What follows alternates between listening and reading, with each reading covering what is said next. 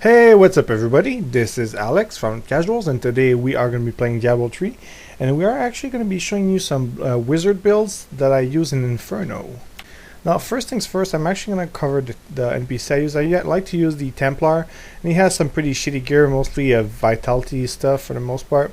And I like to use the heal spell, the Intimidate, which is a slow debuff, is charged, which is a 2-second stun, I think, yeah. And Inspire, which basically buffs your arcane power regeneration by 0.5 per second. Now for the Templar, usually he spends most of his time dead, although once he's up he can just charge and stun, and sometimes his heal will help me a lot, so that's the main reason why I use him instead of the others. Now as for my build, I like to run always Electrocute with Lightning Blast. What this does is basically makes your attack like this. The reason I use it, it's Pierce, it's fast, it's really useful. It doesn't hit for much though, it's very small damage, but I don't know, it's pretty useful. Now my secondary attack is Arcane Orb. I've used this skill from the very beginning, and although once you reach higher levels, you just rune it with tap the source. Basically reduce the casting cost to 20 arcane power instead of 35, making this a bit more spammable. It does a lot of AoE damage, it's pretty useful, decent damage, so that's my main ability that I always use. It's also one of the reasons I don't use any challenge spells.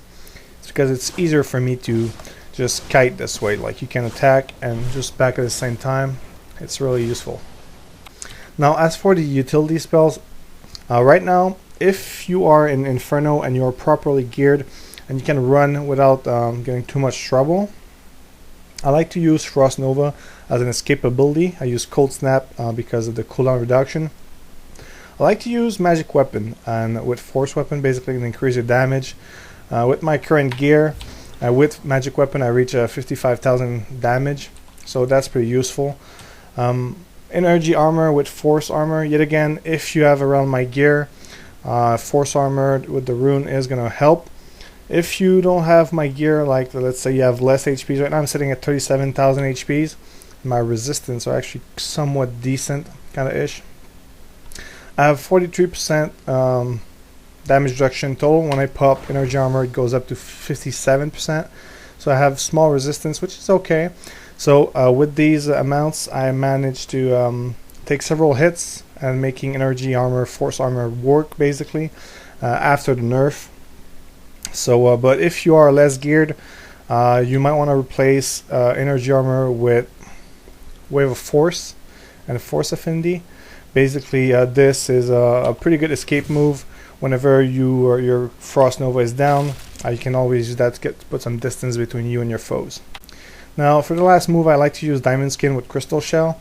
Yet again, if you don't have very good gear and you get one shot no matter what, using defensive abilities to soak damage is not going to help you if you get one shot no matter what, so might as well replace it with something that can either makes the mob die faster or put some distance between you and the mob so you don't actually get hit.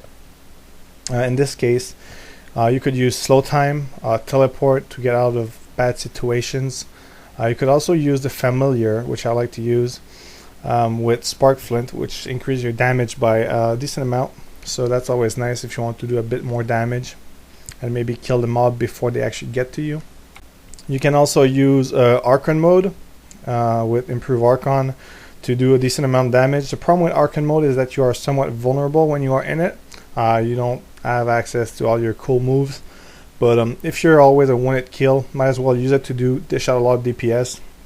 Also, if you are fairly weak and can't take hits, you should probably consider grouping with a monk or a barbarian that can soak up a few hits, and while you do the DPS itself.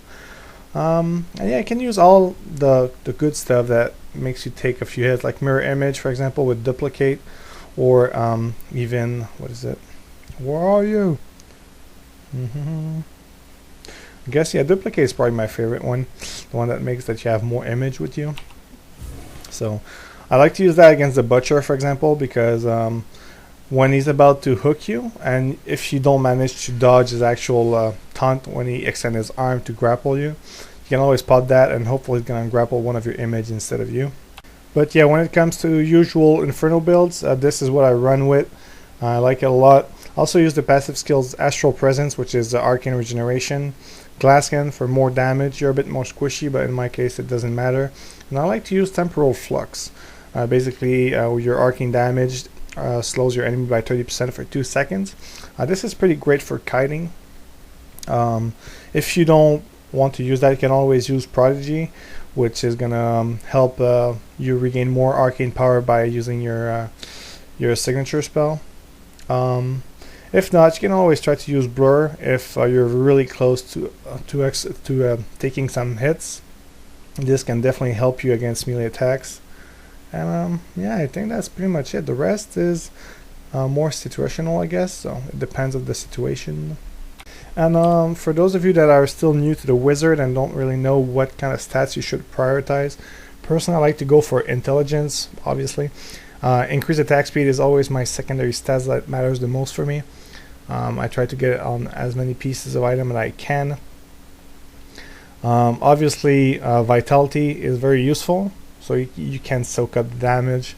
And then resistance to all elements is always a great pick, and so that you don't get one-shotted. So yeah, these are pretty much the 4 stats that I like. If you can afford better stuff with more stats, I like to go for crit chance as well.